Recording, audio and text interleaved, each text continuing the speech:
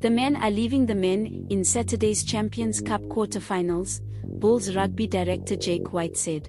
White's team came out on Sunday in the hands of Toulouse, which will host the Munster-beating Sharks.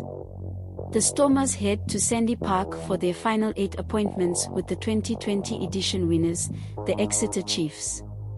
Bulls rugby director Jake White believes final 8 stages of Champions Cup will be a much tougher test for remaining South African teams than they had to overcome in last 16.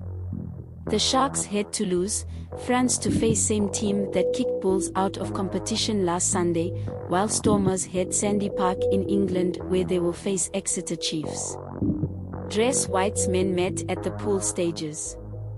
APPROVEDWho and where will the SA sides play in the Champions QFs, Challenge Cups? While both Toulouse and Exeter have won Europe's premier competition over past 3 years, the former holds record for best competition with 5 titles. I'm not trying to be smart, but this is an incredibly tough competition to win, said White. Now it gets harder. Now look at Rochelles, Saracens, Leinsters, Toulouse. These teams have historically been the powerhouses of Heineken Cup rugby. Now the men are leaving the men. It will be a great test to see where we are. You have to play really well to cross the line. When get into last 16, your destiny can sometimes be affected by the teams you draw or teams have to play against. Sometimes it is affected by teams that have big games a week before or after playing.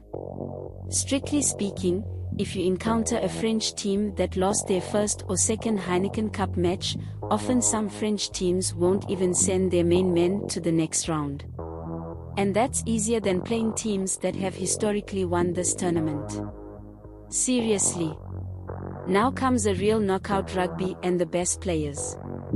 All teams will send their main players. I used the example of Racing Metro, said White, who coached Montpellier in France from 2014 to 2017.